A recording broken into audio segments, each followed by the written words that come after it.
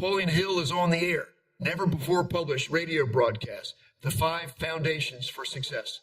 Well, Don Green has been supportive of me all the way through, and I'm trying to recommend this particular copy of a Napoleon Hill book, Success Habits. And the reason is I like to read transcripts of live radio shows and conversations, and I believe that this book communicates as much of Napoleon Hill's philosophy and teaches you the basic principles that are in his masterpiece, Think and Grow Rich, as well as any book that I've ever read by Napoleon Hill. I want to read a couple more excerpts to you now. And here's one from the chapter on, let's see what the name of this chapter is that I marked. This is from chapter 6, Applied Faith Success Stories. Applied faith is one of the key principles of Napoleon Hill. And I actually did a show with Don Green on that. It was episode number 57, and it was called Applied Faith. So you can hear Don Green himself discuss Napoleon Hill in that episode. So let me just read in the middle of the chapter here. How many times? This is Napoleon Hill speaking in a transcript that was later recorded. That's what this book is. And here it is in Napoleon Hill's words. How many times have I been called into business situations where I found that the very fire that was burning up their vitals was being set off by matches carried in the pockets of the men who should have been the salvation of the business, but weren't, because they didn't understand this principle of applied faith, of believing in themselves and other people. When Ed Barnes went over to see Thomas A. Edison, he went there to become the partner of Edison. Think of it, the partner of the great Thomas A. Edison. And Ed Barnes had so little money that he went there as a stowaway on a freight train and announced that he had come there to go into partnership with Mr. Edison. Almost an unbelievable thing, but ladies and gentlemen, he stayed there on that job for 5 years, sweeping floors and doing other menial jobs until the time finally came. His big opportunity came, and he made the grade, and he did become the only partner that Thomas A. Edison ever had. I know Ed Barnes exceedingly well. He and I have been close personal friends for over 35 years. I know his entire story, and I know why it is that he is now a multi-millionaire, why he travels all over the world, why he's finally taking things easy. It all dates back to the time when he went to see Edison, and he made up his mind that if it took 5 years or 10 years or whatever number of years it took, he was going to stand by until he got just what he went after. He told me that when he first went there, all of the other employees laughed at him, and every time they passed him, they mockingly called him Edison Jr. Mr. Meadowcroft, Edison's secretary, when Barnes first appeared there and said he was going into partnership, sarcastically wanted to know whether Barnes was to be the senior partner or the junior partner. Barnes said, well, it makes no difference where you start. I will be on top when I'm through anyway. That was his attitude. If you ever knew Ed Barnes, or if you ever have the good pleasure to meet him, you will recognize that his outstanding quality that differentiates him from the average man and his great capacity for faith is his ability to do whatever he makes up his mind to do.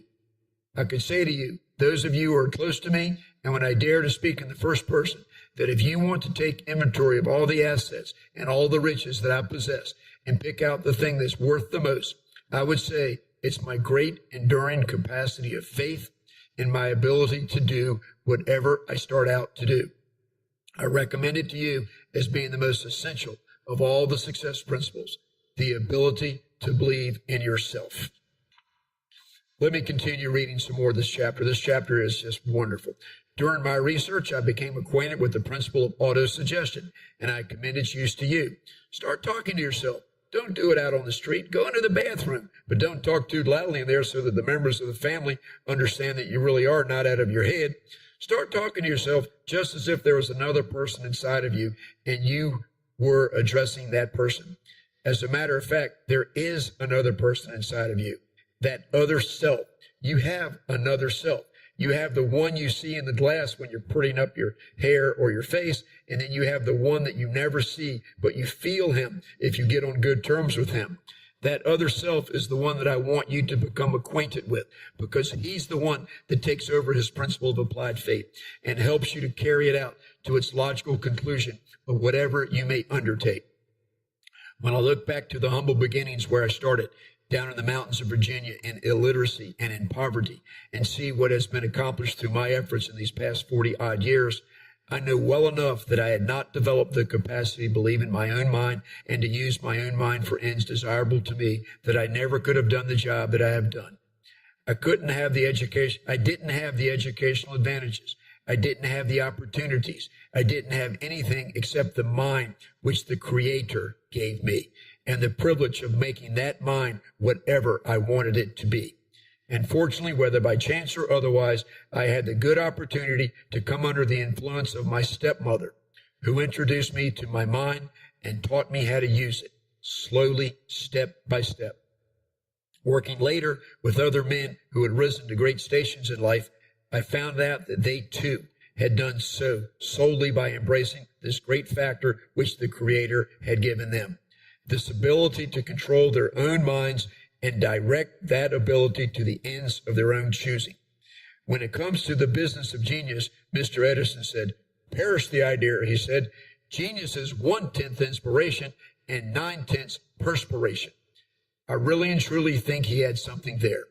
Applied faith is the ability to draw upon the thing that the Creator intended you to draw upon, and to keep it fixed on the things that you want in life and off the things you don't want. You may be surprised to know that the majority of people go all the way through life with the major portion of this marvelous power focused upon the things they don't want, such as poverty, ill health, loss of love of someone, loss of friends, fear of criticism. My, what a humdinger that is, that fear of criticism, fear of what they will say. I better find out who they are, or maybe not. They have no effect on me, I can assure you. If you allow your mind to dwell upon the things you don't want, that is exactly what you get. And that is what the majority of the people are getting, the things that they don't want. If you are a good hold, if you get a good hold on this principle of applied faith, you will learn to fix your mind upon the things you do want. I once asked Henry Ford if he'd ever wanted anything in his life badly that he didn't get, and with a dry little grin, he said, "Only once," he said. "I wanted to marry a red-headed girl that I used to go to high school with, but she married another man. But afterwards, I was glad she did." I said, "Was that all?" "Yes," he said, "that was all." I said, "Are you in a position today, Mr. Ford, where you can get anything you desire?" He said, "Anything I desire, or its equivalent." He said, "I might not be able to get the building at 42nd and Broadway in New York, but I can get the one just across the street from it, or the one on the other corner, or the one on the next street, which would do just as well."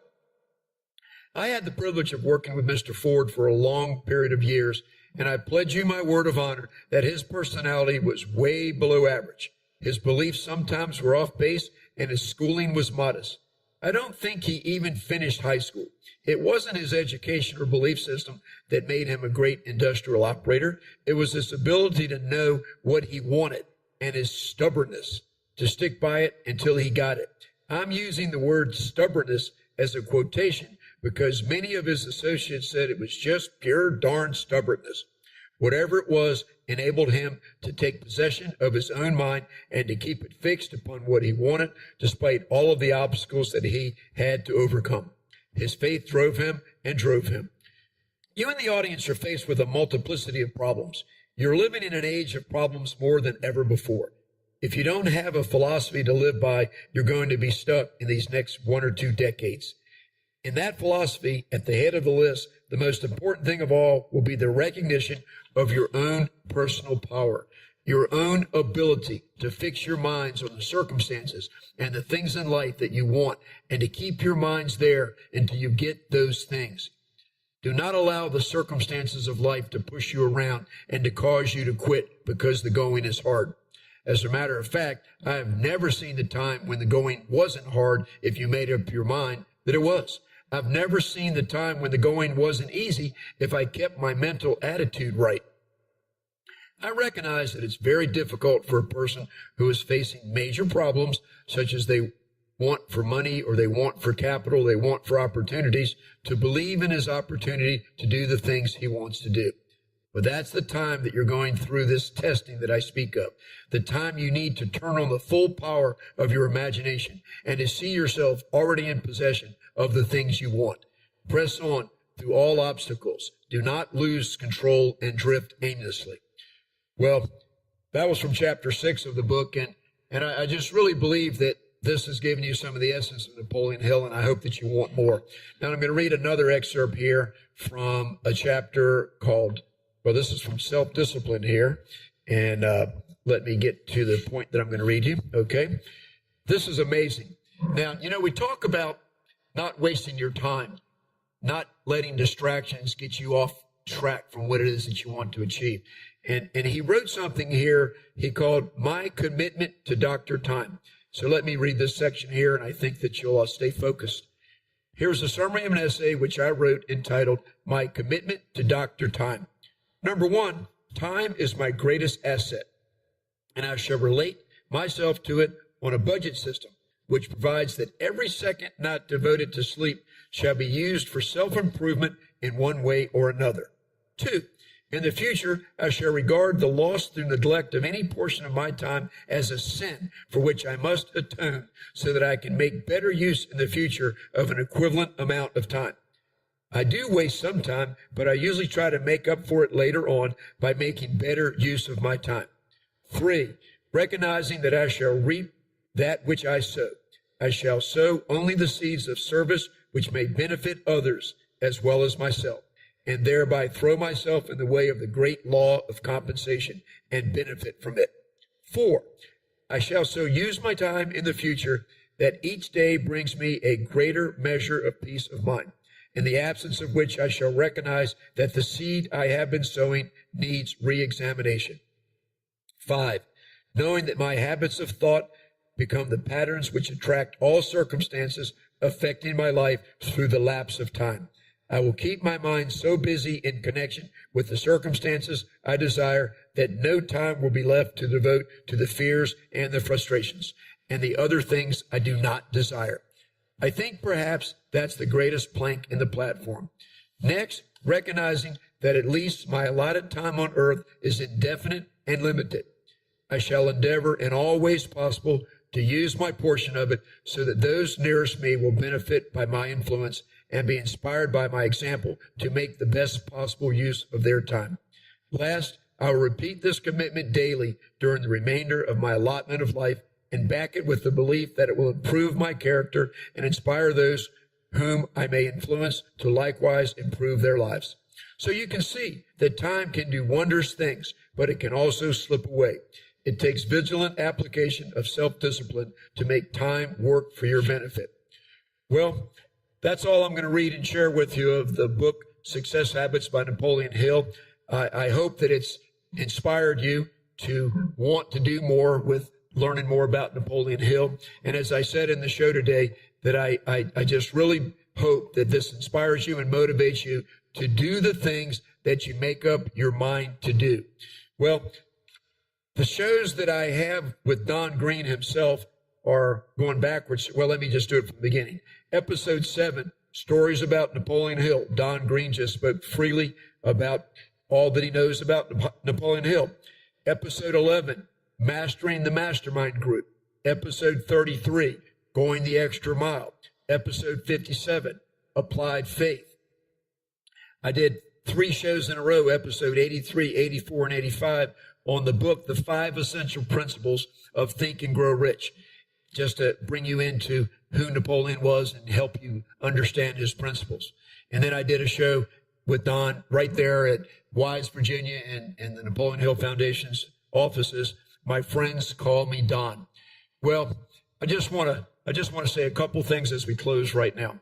I just want to say that Right Thinking Foundation and myself and others are there for each one of you who need a better focus on how to move forward with your lives. And we've all made a lot of mistakes. And as you can tell by some of the readings that I did with Napoleon Hill and his relationship with Mr. Barnes and his relationship with Henry Ford, that if you can If you can get the very first principle from Napoleon Hill sorted out in your mind, which is to know your purpose, to know your definite purpose in life, and then you